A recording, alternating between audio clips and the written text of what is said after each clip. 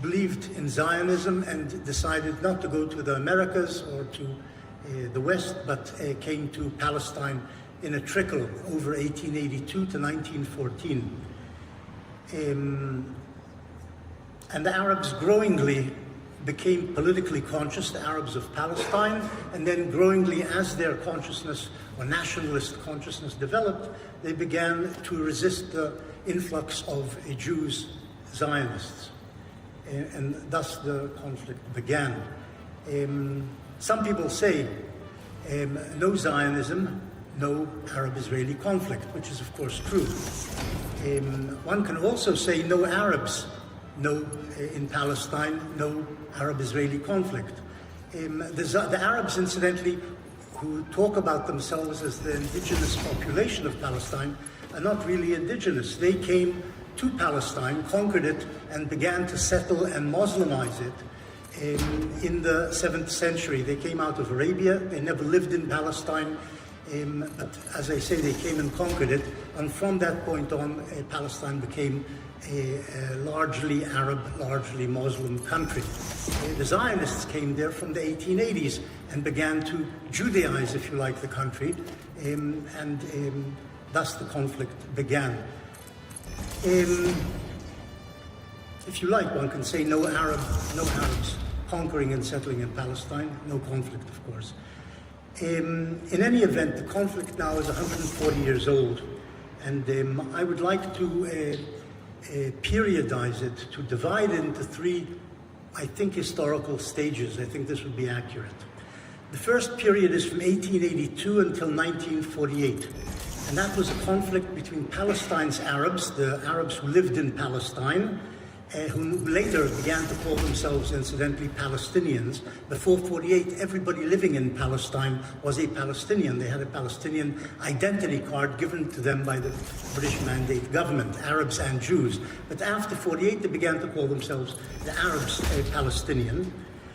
And during that period, 1882 to 1948, there was this gradually growing clash between the Arabs of Palestine and the Zionist immigrants who came and settled there and established settlements there.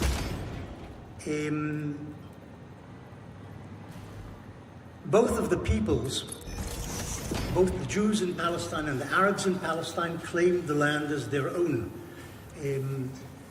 And I would say the Arabs of Palestine to this day claim the land as their own and don't want to share it with the Jews or anybody else. This is their land, and the Jews they saw as robbers coming to steal an Arab land, to steal their land. That's how they saw it.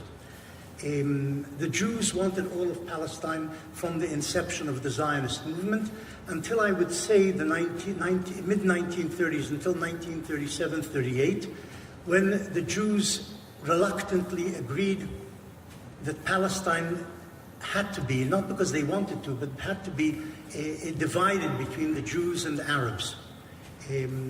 Because of the Arab revolt, which occurred during the mid-1930s, 36, 39, because of the international circumstances which necessitated the creation of a safe haven for the Jews of Europe who were being persecuted by anti-Semites, eventually by the Germans. They needed a safe haven, and so the Jews reluctantly agreed, okay, we'll get a safe haven, but we are willing to make do with at least part of Palestine as a Jewish state, instead of their original dream of having all of the land of Israel, which they believed was theirs, as a Jewish state. The Arabs of Palestine from 1920 indulged in a series of collective bouts of violence against the Jewish settlers, 1920, 1921, 1929, and then 1936-39. And as their political consciousness grew, so the bouts of violence each time were bigger. And the biggest bout of violence, of course, occurred in 1947-48, when the Palestine Arabs attacked the Jewish community in Palestine. In fact, a day after the United Nations General Assembly the 29th of November 47, decided on partition of Palestine between the Jews and the Arabs. 2 states would be created in Palestine. That was the General Assembly's proposal. The Arabs rejected that proposal. The Jews accepted the proposal, and the Arabs the following day began shooting, and gradually their attacks on the Jews snowballed into a full-scale civil war between the Arabs living in Palestine and the Jews living in Palestine, both of them, of course, under British rule. The British continued to rule Palestine until May 1948. They departed on the 14th of May 1948. But before that, during the civil war between the 2 communities, the British were nominally and in some ways practically the rulers of the land. In any case, the Arabs of Palestine assaulted the Jewish community in Palestine. Eventually, the Jewish community responded with an offensive of their own and beat the Palestinian Arab militias, in effect shattered Palestinian Arab society, and the Palestinian Arabs were defeated in this civil war between the 2 communities, then Israel was declared itself a state on the 14th of May 48. The Arab states' armies invaded Palestine the following day, the 15th of May. The Arabs armies of Egypt, Syria, Jordan, and Iraq invaded the country to attack the Jewish state.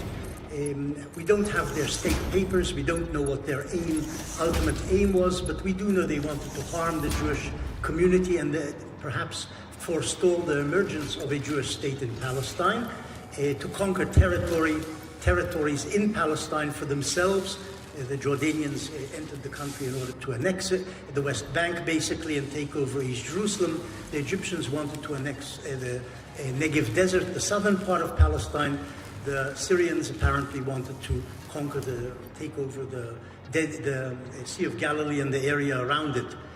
Apart from all of them harming, except for the Jordanians, harming the Jewish state, perhaps defeating it. Israelis believed at the time when the Arab armies attacked that the intention of the Arab states was to destroy the Jewish community, in effect to create a second Holocaust. And this was what the Jews in Palestine believed. It may not have been the intention of the Arab states. We don't know what their full intention was. We only can judge by where their armies went, what they did, but we don't actually have their state papers to know what their ultimate objective was. But that was the feeling, the sense in the Jewish community in Palestine, that this is what the Arab states intended for the Jews of Palestine, and as I say, to destroy, if you like, the emergent Jewish state. From May 1948, that I spoke until now, really about until 14th of May, from 1882 until the 14th of May 1948 is the first period of the Arab-Israeli conflict, and that is between the Palestinian Arabs and the Jewish community in Palestine, which emerged as a state on the 15th or 14th of May 1948. The second stage of the Arab-Israeli conflict begins on the 15th of May 1948 with the invasion by the Arab states of Palestine, and ends in 1973. Those 25 years between May 1948 and 1973 are the period, if you like, of conventional warfare between states, between the Arab states surrounding Israel. The Palestinians have been knocked out of the fight, but the Arab states have attacked the newborn state of Israel. And from that point on, for 25 years, they're busy waging a war with ups and downs, with major bouts of violence every few years in full-scale war, but also a small-scale warfare between the surrounding states and Israel for these 25 years until 1973. And there we have, of course, the second half of the 48 war, the war between the states, and then you have a war between Israel supported or in cooperation with Britain and France against Egypt in 1956, what's called the Sinai Campaign or the Suez-Sinai War in 1956. Then you have the Israeli-Arab conflict or war of 1967, in which Israel fought the armies of Egypt, Jordan, and Syria. And you have the last of these Arab-Israeli wars in 1973 with the Syrian-Egyptian assault on Israel in the Sinai Peninsula across the Suez Canal and in the Golan Heights. A war which was hard fought. Israel initially suffered great losses, but eventually turned the war around and won and beat the Egyptians and Syrians, forcing them to essentially reach a ceasefire. And this, in effect, marked the end of the conventional war by the Arab states around Israel against the State of Israel. It's true that in 1982, Israeli troops also fought against several Syrian divisions inside Lebanon in the invasion of Lebanon in 1982, June 1982. But essentially, the Israeli-Arab conflict between Israel and the surrounding Arab states ended in 1973. And from that point on, gradually, the Arab states around Israel withdrew from the conflict. The first, of course, were the Egyptians, and this leads to the third stage of the Arab-Israeli conflict, which begins in 1973 and ends today. We don't know how long it's going to continue, but ends, if you like, in this periodization in 2024. The Arab states after 1973 begin to withdraw from the conflict, led by Egypt with signs ceasefire agreements, a truce, and eventually by 1979 Egypt withdraws completely from the conflict and signs a peace treaty with Israel, the first treaty between Israel and an Arab state. And from that point on, Arab states follow. As I say, they basically leave the conflict, but it takes them a long time to digest what is happening, and by 1994 the Jordanians sign a peace treaty with Israel, and in 2020 and 2021 other Arab states follow in what is called the Abraham Accords, and Israel signs not peace treaties, but normalization of relations with Arab states, the United Arab Emirates, Bahrain, Morocco, and Sudan. They all follow suit, if you like, and abandon the conflict and agree that Israel must be recognized, we must deal with it, Israel is there, if you like, to stay. They do it out of the Arab states from Sadat, president of Egypt in 1979 onwards. The Arab states make peace with Israel, not because they like Israel, they don't become Zionists or lovers of Zion. They begin to think in terms of their own interests. And Egypt, according to Sadat, Egypt's interest is to have peace with with Israel, not to continue to have wars which cost Egypt dearly and are unsuccessful, and to continue to have wars with Israel. And the same applies to Jordan in 1994. It's true that the person who signed the peace treaty with Israel on behalf of Jordan in 1994 was Hussein, the grandson of Abdallah. Abdallah, who had fought against Israel in 1948, also really wanted peace with Israel. It never actually happened, partly because Israel wasn't as generous as maybe it should have been. It's not that clear in trying to reach peace with Jordan. He wanted territory, he wanted a refugee return.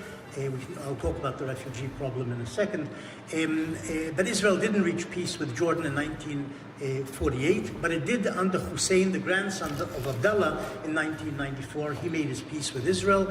And as I say, other Arab states, in a sense, followed in the Abraham Accords 3-4 years ago.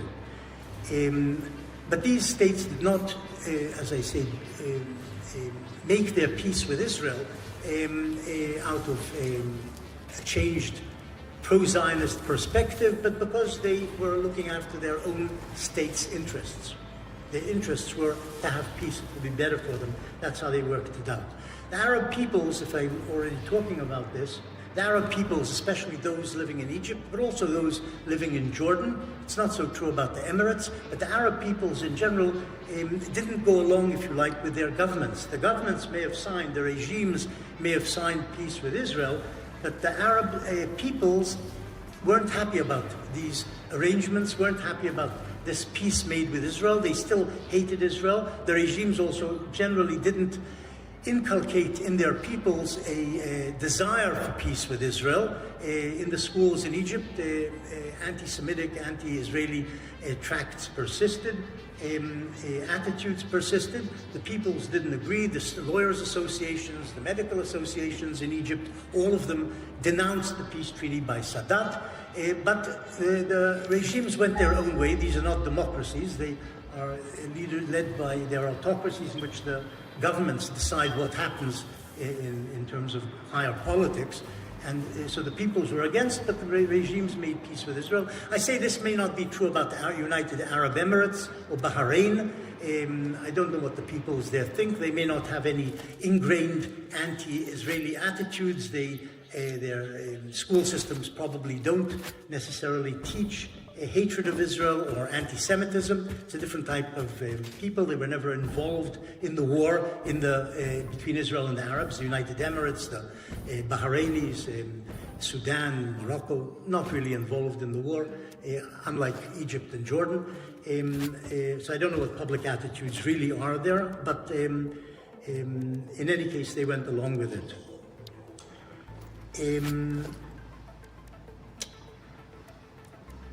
During this third period, from 74 to 24, alongside these accords between Arab regimes and the State of Israel, there was a parallel, but quite opposite, I would say, process going on among the Palestinians who lived in the West Bank, in the Gaza Strip, or as exiles elsewhere outside of Palestine.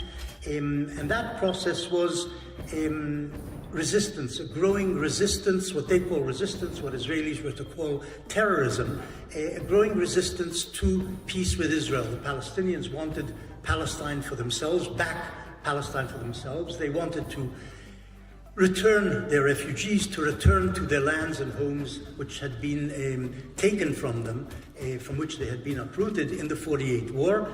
They wanted Israel basically no longer to exist. It's true that there was a peace process between Israel and the Palestinians in the 1990s, in which the Palestinians ostensibly, under the PLO, ostensibly accepted Israel's existence, but in reality the PLO was thinking in terms of a two-stage strategy in which first they would make some sort of accommodation with Israel, establish their own state in the West Bank and Gaza, and eventually use that as a base, and this is my view of it, some people don't agree with it, to destroy Israel at some second stage when they were capable. But in the 1990s, there was a peace process ongoing called the Oslo process, but that ended in 2000 when the Palestinians, if you like, in my view, showed their real colors, when Yasser Arafat came to Camp David alongside Ehud Barak under the auspices of the Americans, President Clinton. There they were offered a two-state solution, reasonable from Israel's point of view, the West Bank, Gaza Strip, and East Jerusalem basically going for a Palestinian state. This is what the Israelis, backed by President Clinton, offered them, and they said no. Arafat said no to what was on offer. Clinton repeated the offer in 2000, December, this was in July, in December 2000, Clinton repeated this two-state offer, basically improving on the Israeli offer, his own and Israel's offer in July. Still the Palestinians in December, January, again rejected the two-state solution, and were to do the same, incidentally, in 2008, under a new Israeli Prime Minister, Ehud Olmert, who offered Abu Mazen, Yasser Arafat's successor as president of the Palestinian Authority, head of the PLO, was to offer them again a two-state solution, more or less on the lines of what Clinton and Barak had offered them in December, and he said no as well. He actually, to put it quite accurately, he didn't say no.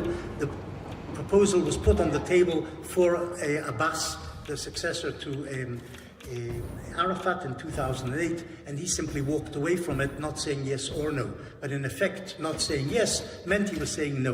And Olmert fell from power. That was the end of that proposal. Since that point on, 2009, we have Benjamin Netanyahu, Israel's prime minister, who opposes a two-state solution, an opposition which has been reinforced since his reassumption of power in 2 years ago with this new, most right-wing government in Israel's history, a no to a two-state solution. all of the land of Israel belongs to us, maybe we'll gradually annex it, eventually annex the West Bank. He hopes that President Trump will support Israel in the annexation of the West Bank. It may not happen, but in any case, the Israeli intention under Netanyahu and his colleagues in this right-wing government is to take hold of and make permanent the acquisition of the so-called Palestinian territories and enlarge Israel down to the River Jordan and to include the whole of the land of Israel. This third stage of the conflict has been, if you like, complicated. It's basically an Israeli-Palestinian, a return of the Israeli-Palestinian conflict. Since the Arab states, as I say, gradually withdrew from the conflict after 1973, the conflict again became an Israeli-Palestinian conflict from 1973 onwards, except that the Arab states, or the Palestinians more accurately, are now backed and have been backed for several decades now by Iran. Iran, if you like, has taken the place of the Palestinian states in supporting the Palestinian claim to all of the land of Israel and in supporting it in various militant ways by arming factions around the Hamas, the Hezbollah. Well, Hamas, of course, is a Palestinian faction, the Hezbollah, other proxies, and by directly attacking Israel and continuing to state that its aim is the destruction of the Jewish state. That's Iranian policy as enunciated by all of Iran's leaders since Khomeini's takeover of power in 1979. That's one of their major goals, if you like, even a raison d'etre of the regime, destruction of the Jewish state, which took over Arab and Muslim, more important for them, Muslim land, which is holy and belongs to the Muslim nation, the Ummah, and must be retrieved for the Muslims. This is a major goal of Iranian policy, military and political, if you like. And in that, they are supporting the Palestinians in this, as I say, third stage of the conflict in which they are backing the Palestinians. So that's the periodization of the conflict, in my view. That's how it divides these three stages, in which the last stage is complicated. It's Palestinians against the Jewish state, but now supported by Iran and, if you like, its proxies, with Arab states having withdrawn from the conflict in effect.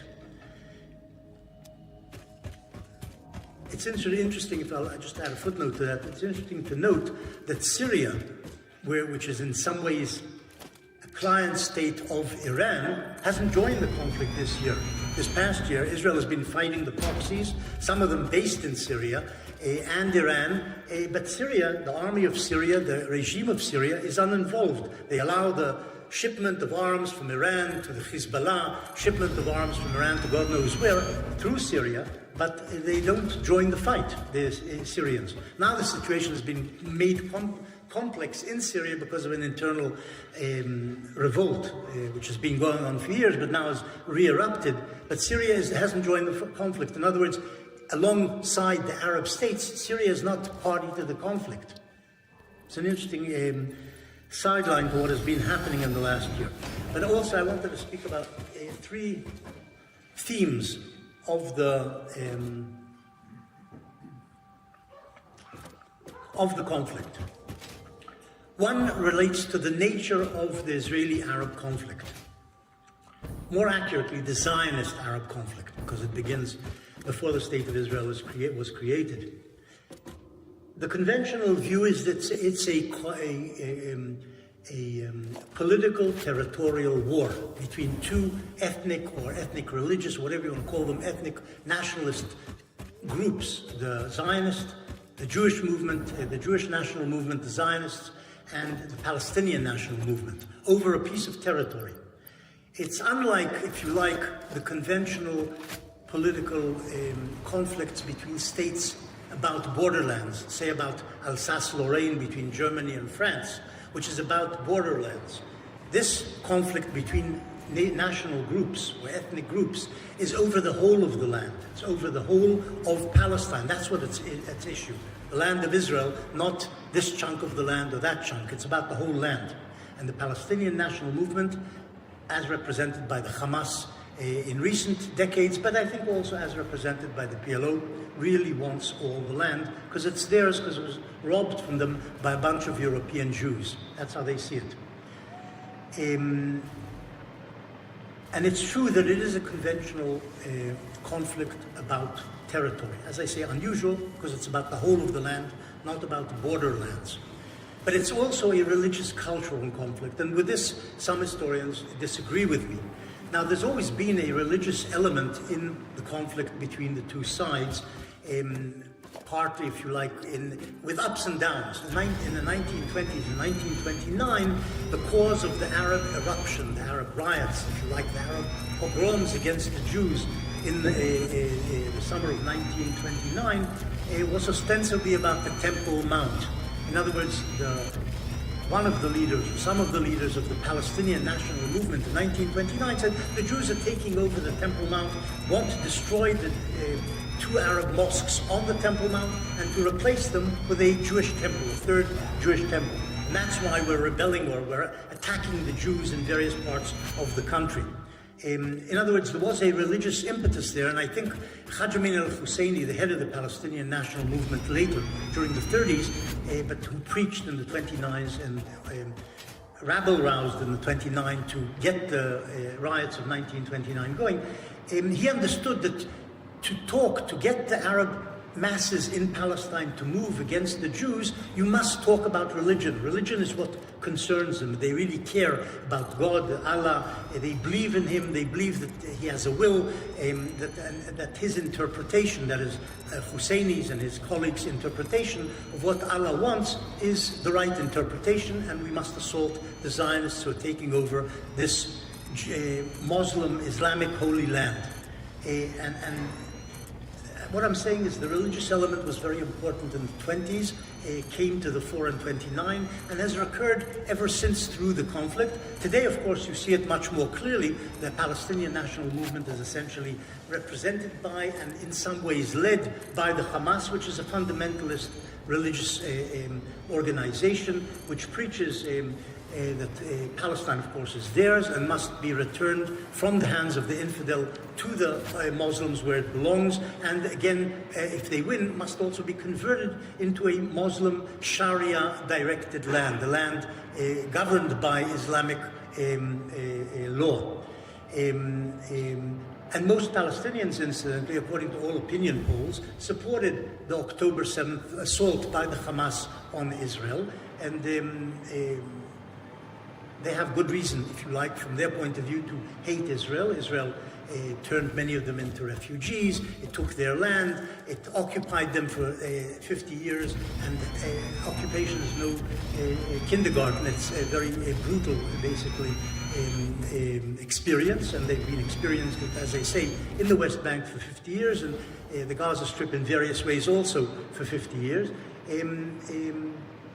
But the main drive of the Hamas, and as understood by many Palestinians, is a religious drive. There's a religious impetus under this striving for a territory.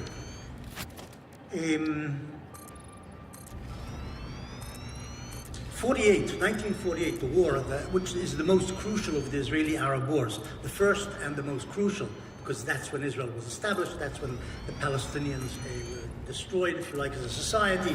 That's where hundreds of thousands of them became refugees.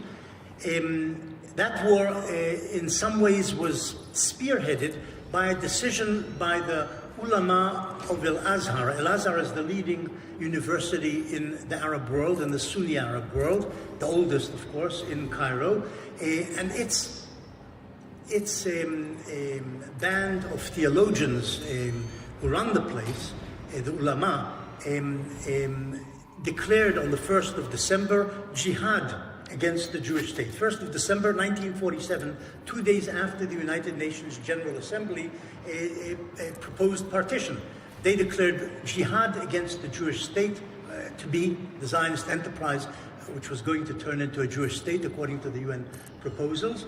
And this call for jihad was repeated by the ulama, in other words, the main interpreters of God's will, Allah's will, in the Sunni Arab world, which is the majority of the Arab world. The Sunnis are the major component of Islam in the Arab world, the minority are Shiites. The ulama of Al-Azhar declared jihad on the 1st of December 1947, redeclared it in April 1948 as the Arab armies were beginning to think about invading Palestine on the 15th of May, and as they did, and if you like, the ulama was sort of trying to prod, especially King Farouk of Egypt, where they sat, to join the invasion, to participate in the invasion. So they declared jihad again in April 48, and they declared again jihad in December 48 at the end of the war, when the Arabs had lost the war, but the jihad was again declared. In other words, with the expectation, we've lost this round, we must continue the jihad after this round into a second round, a third round, whatever is necessary to overcome the Zionist presence in Palestine. So what I'm saying is, and this was echoed in the Arab world, the call for jihad, didn't just come out in broadcasts from Cairo, from Al-Azhar, it was echoed around the Arab world. So there was this drive, religious impetus, religious fuel to this assault on the Yishuv by the Palestinian Arabs, but also by the Arab states as they invaded.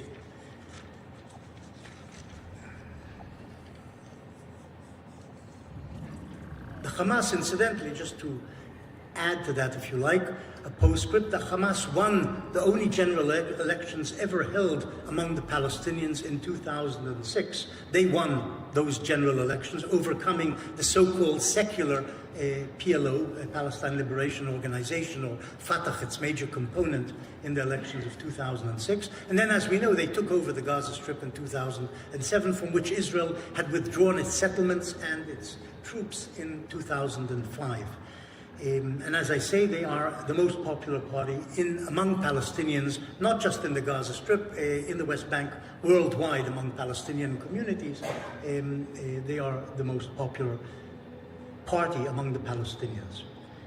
That's one subject, the nature of the conflict, a political conflict over territory, but also a religious, if you like, cultural conflict between two religions, or the representative of two religions, over a piece of land which certainly the Palestinians regard as holy in terms of their religion, and incidentally the Zionist side, which didn't view the conflict as religious, not in the 1920s, not in the 30s, not in the 40s during the 48 war, but has growingly over the past 2 decades come to also regard, at least a large segment of the Israeli Zionist population has come to regard the conflict as religious also.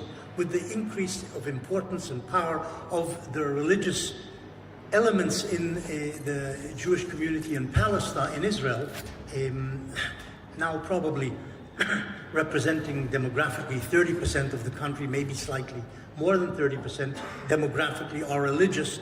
Zionist enterprise in 48 was probably 90% more or less, 90% non-religious. Now it's maybe 70%, maybe a bit less non-religious, in other words, secular. Today also those 30% see the conflict as well in a religious light, see that it is also a religious conflict over territory which is holy.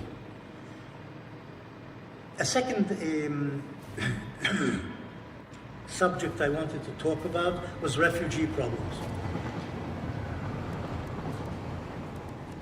The 48 war, unlike what most people understand or know, the 48 war created 3 refugee problems. The first we know of, which exists to this day, the Palestinian refugee problem. 700,000 Palestinians were uprooted from their homes during the 48 war. Most of them ended up inside Palestine, in the West Bank and the Gaza Strip.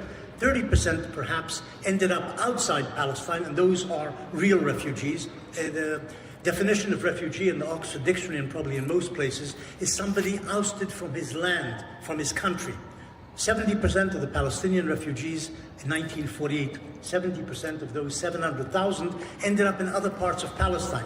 They moved from Jaffa to the West Bank, from Jaffa to the Gaza Strip, and so on. Ended up inside Palestine. So they're not proper refugees according to any normal definition of the word refugee. 700,000 were uprooted from their homes. This certainly is true. And those 700,000 were not allowed back by Israel as a matter of policy. The Israeli government from June 48 began to resolve not to allow the refugees to return en masse to their lands and homes. And those 700,000 burgeoned into today's 6 million Palestinian refugees. They were all given the status, the 700,000 of refugees, and the international community, as represented in the United Nations, decided to give them refugee status down the generations, which is unique in world history. Usually refugees are German refugees from Czechoslovakia, ended up as refugees in Germany in 1945, 46.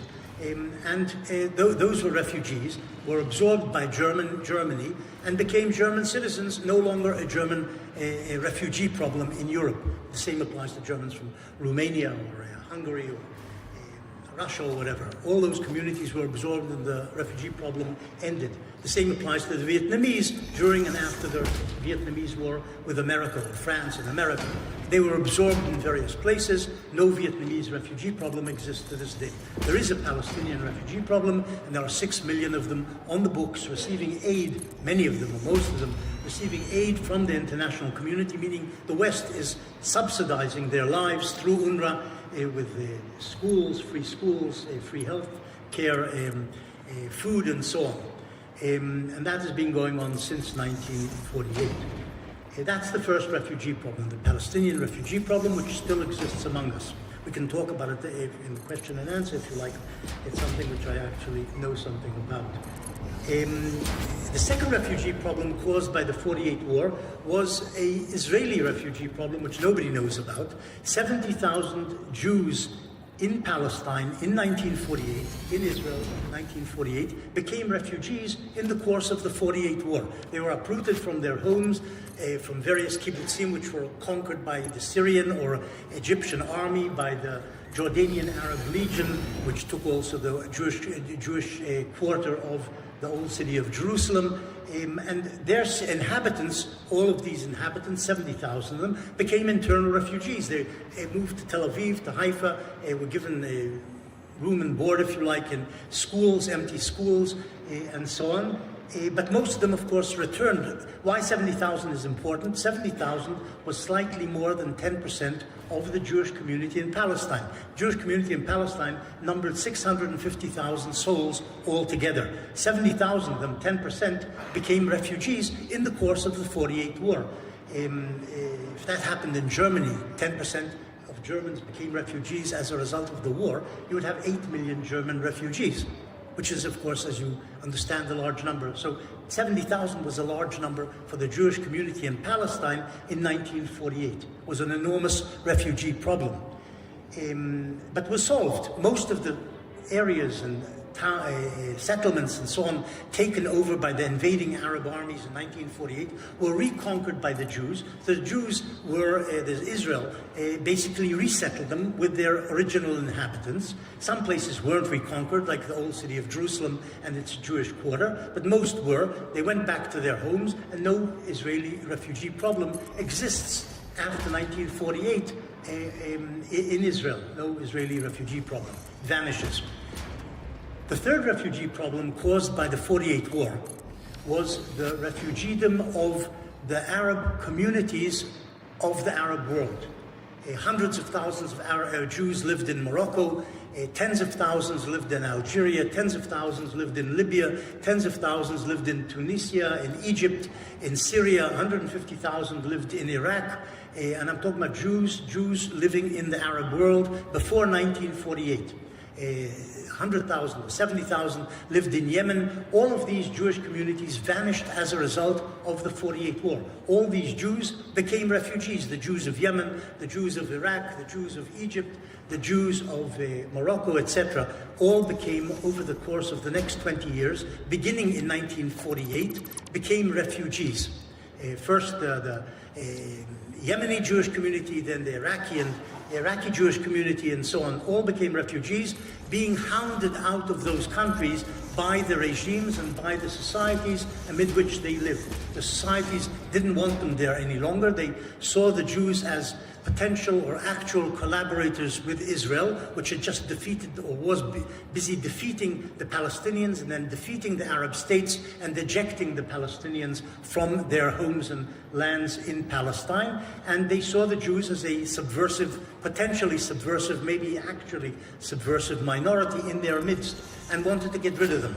Most of them, incidentally, were not expelled. There wasn't an expulsion order. There wasn't an expulsion order to the Jewish communities to leave, but they were hounded out. They were killed in the streets. Some were killed in the streets of Cairo.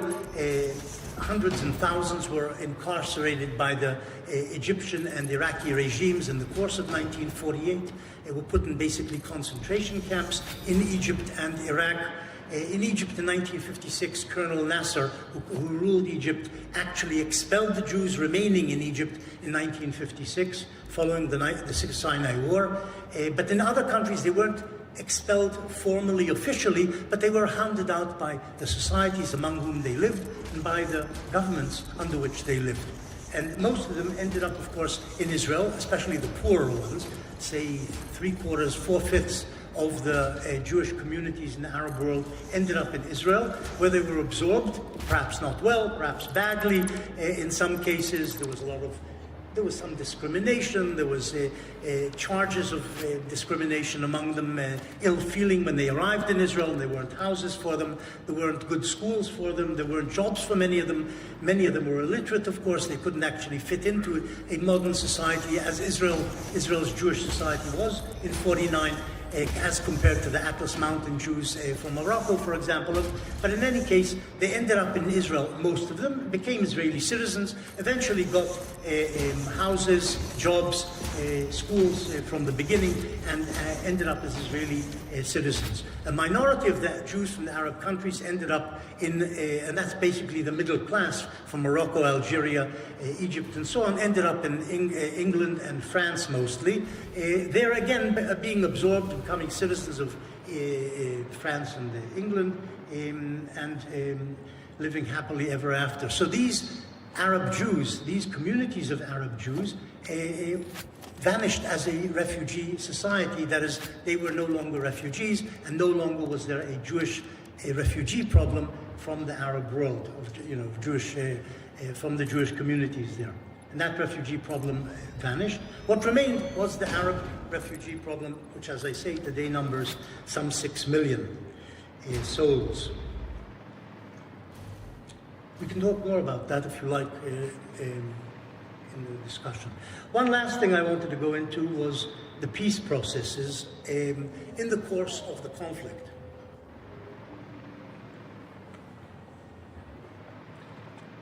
Initially, when the Zionist settlers came to Palestine, in those first 30 years between 1882 and 1914, and in fact also for years afterwards, there was initial disinterest among the Zionist settlers for forging good relations or peaceful relations with their Arab neighbors.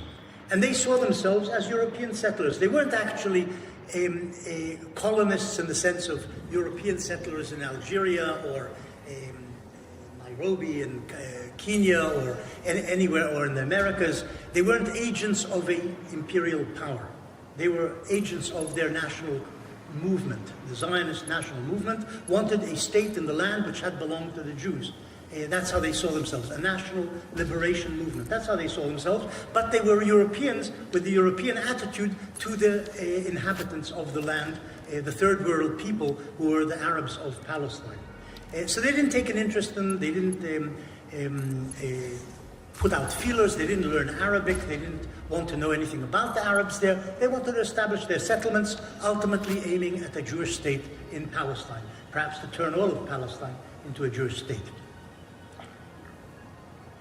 In 1925, a group of intellectuals in Jerusalem, mostly incidentally German Jewish origin, set up an association called Brit Shalom, a group of intellectuals who said what we really need here is a binational state, not a Jewish state, not a Zionist state, and they were outliers of the Zionist movement. They had been Zionists coming to Palestine from Germany and elsewhere, supported by people like Martin Buber later, Gershom Scholem, big names, if you like, in the intelligentsia of Jewry in Palestine and sometimes outside of Palestine.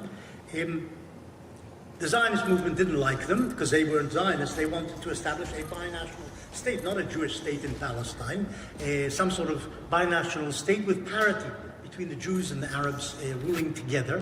The problem was very few Jews accepted what they were preaching. Very few Jews in Palestine agreed with them. They wanted a Jewish state. That's what they'd come to Palestine for, not a binational state with Arabs as equal associates. On the other hand, or if you like, even more so, the Arabs of Palestine rejected what Brit Shalom offered. None of them, not one of them, signed up with Brit Shalom. Brit Shalom was trying to find Arab brothers for this association to produce eventually a binational state. There were no Arab takers at all. Among the Jews, there were hundreds perhaps who agreed. Among the Arabs, there was not one who wanted that. In the 1930s, the early 1930s, David Ben-Gurion, one of the heads of the Zionist movement, to emerge the most important head of the Zionist movement in Palestine, eventually the founder of the State of Israel, began holding some secret talks with Arab leaders. Among the most important of the Arab leaders he talked to, it was all very secret. He managed to talk Husseini, Haj Amin al-Husseini didn't want to meet him, of course, but Musa al-Alami, one of the heads of the Arab National Movement, a British official, a senior British official in Palestine, talked to him, and Ben-Gurion said to him, we would like, basically you should be favorable towards Zionism, because we Zionists want to bring prosperity and progress to all the inhabitants of the land, not the Jewish only, the Jewish settlers, but also the Arabs will enjoy our benefit, the benefit of our progress, money, expertise, and so on. And Musa al-Alami said to him, we'd rather remain a barren, that Palestine remain a barren land for the next 100 years. We don't want you here. That's what Musa al-Alami basically said to him. No Jewish state, we'd rather live in poverty for the next 100 years rather than accepting you. And this essentially was the Arab attitude to these very discreet peace feelers by Ben-Gurion, which may not have been completely sincere. He wasn't actually offering the Arabs a state. He was just saying, you will enjoy the prosperity generated by a Jewish state. In 1937, and here we have a crucial year in the peace processes between Israel and the Arabs, the first international body arrives in Palestine. In 1936, it arrives in November and issues its report, the Peel Commission, appointed by the British to find a solution to the Arab revolt and the emergent or the existing Arab-Jewish conflict in Palestine, which is ruled by the British. They send this Peel Commission, and the Peel Commission issues its report in July, in which they make a proposal how to resolve the Jewish-Arab conflict in Palestine. And the Peel Commission says partition and two states, which will remain to this day what the West or the international community still supports, the idea of a partition of Palestine into two states. The Peel Commission puts it on the table for the first time, July 1937. They say two states, the Jews getting 20% of Palestine, or slightly less maybe, the Arabs getting most of the remainder, with a British enclave under continued British control in Jerusalem and Bethlehem, and a corridor to the sea. That's what the Peel Commission proposes. Its basic proposal, a two-state solution, partition of Palestine. And the Arabs reject it. The Jews reluctantly accept the concept of a two-state solution. They don't particularly like the 17% they're being offered. They want slightly more. But at least they accept the idea, the principle of partition as a solution to the conflict ongoing in Palestine. The Arabs say no completely. It's not a matter of percentages. We don't want a Jewish state in any part of Palestine. 5%, 10%, 20%, it doesn't matter. We don't want them there, here. And that's what happens in 1937. 1947, the UN General Assembly regurgitates or repeats, echoes the Peel Commission report, this time giving the Jews more of Palestine in the partition resolution that the United Nations General Assembly proposes, November 1947. The Jews accept the proposal. The Arabs of Palestine reject it, supported by the Arab states and the Muslim states in the General Assembly. They all vote against, and the UN General Assembly partition plan does actually receive the majority vote, 33-13, with 10 abstentions, but the Palestinians say no, and the Palestinian Arabs begin their hostilities against the Jews, and the Arab states eventually, well, they support them with money, arms, some volunteers, and eventually they themselves, when the Palestinian militias are defeated, they invade as well in May, as I said, 1948, and join the battle against the Jewish state. The peace process in some way is renewed clandestinely by Abdullah, the king of Jordan, who would rather have a Jewish state as his neighbor rather than an Arab state led by Husseini. He hates Husseini.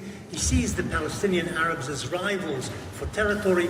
He wants at least part of Palestine, Abdullah. And in his secret negotiations with the Jews, he actually conquers the West Bank and East Jerusalem in the course of the 48 war. And then they have clandestine peace talks between Jordan and Israel for the next 2-3 years. And in his eyes, the Jews are not being generous enough. They don't offer enough in terms of what the Jordanians are requesting, which is more land and a refugee return. That is, that he wouldn't have to take care of all these refugees who've poured into Transjordan. They would go back to Palestine. He wants Lydda and Ramleh as a part of his territorial acquisitions as a result of a peace treaty. Israel says no. But in general, I don't think these negotiations between Israel and Jordan would have gotten anywhere, even if he'd really accepted them. And his government was composed, his cabinet was composed of ministers who were Palestinian, who rejected the idea completely. But he wouldn't have been able to sign a peace treaty with Israel because the Arab world would have been against him, united against Israel, which had just delivered a grievous, humiliating blow to the Arab world. They would never have countenanced him stepping aside and making peace with the Jews. It wouldn't have happened. In any case, a Palestinian gunman shoots Abdullah dead at the entrance to the Al-Aqsa Mosque in 1951, and from that point on, there is no peace between Israel and Jordan, no continued negotiations. There were incidentally some other secret negotiations between Israel and Syria in 1949, between Israel and the Egyptians in 1949, 50, 51, even a bit later with Nasser's regime, which took power in 1952 in Egypt. But nothing came of all of these, and there was no peace made between Israel and those Arab states which had fought against it during the war. And the Arab world maintained, basically, there was non-belligerence agreed to between the Arab states around Israel and Israel in armistice agreements signed in 1949. But there was under that a low-level conflict between Israeli, Arab, usually Palestinian guerrillas or terrorists, whatever you want to call them, and occasional clashes between the Israeli and Egyptian and the Syrian and the Jordanian armies during those years until 1967, but there was no peace. 1967, when Israel acquired the West Bank, the Gaza Strip, the East Jerusalem, the Sinai Peninsula, and the Golan Heights in the Six-Day War, a prospect of peace opened up again. Why? Because Israel now held territory which was important for the Arab states to retrieve. The Syrians wanted the Golan Heights back, the Egyptians wanted the Sinai Peninsula, Jordan wanted the West Bank. So that Israel had something it could deliver apart from its own territory, which some Arab states were demanding for peace. They had some cards they could actually exchange for peace. And in fact, the Israeli cabinet on the 19th of June, 1967, 10 days after the Six-Day War, 9 days after the Six-Day War ended, on the 19th of June 1967, the Israeli cabinet secretly resolved to return the West Bank, not the West Bank, sorry, to return the Golan Heights to Syria in exchange for peace with Syria if it is demilitarized, and to return the Sinai Peninsula to the Egyptians, demilitarized, if the Egyptians agreed to make peace with Israel. Except that it's not clear that these offers made by the Israeli cabinet resolution were ever actually transmitted to Cairo and Damascus in real time and properly.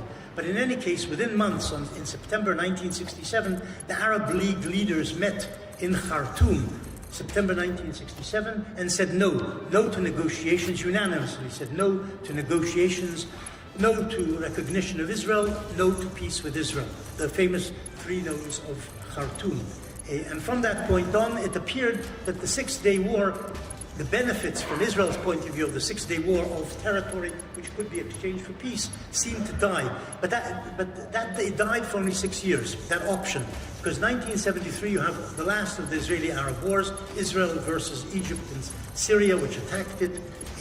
And that war, because in some ways it restored Arab honor, the humiliation of 67 was in some way neutralized by the initial Arab successes in that war, and Egypt was willing to make peace. It appears also that Egypt was willing to make peace before 1973, but Israel's Golda Meir prime minister wasn't particularly interested in giving back the Sinai in exchange for peace. But after the 73 war, with great Israeli losses, the Israeli government also changed itself, but also changed its view, and a peace process was initiated by the Egyptian president, who had launched the 73 war and then made a peace offer, and by 1979, under American auspices, Israel and Egypt made peace, which is what I described before.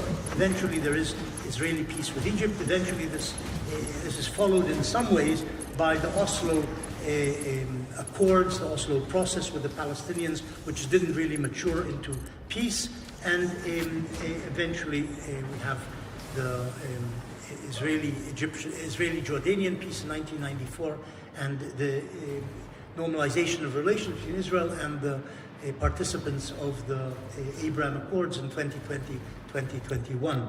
And that's where we are today, basically. After the Palestinians have said no in 2000, as I said, and in 2008, to the offer by Israel of a two-state solution at Camp David in July 2000, by the Clinton parameters in December 2000, and by Olmert to Abbas in 2008.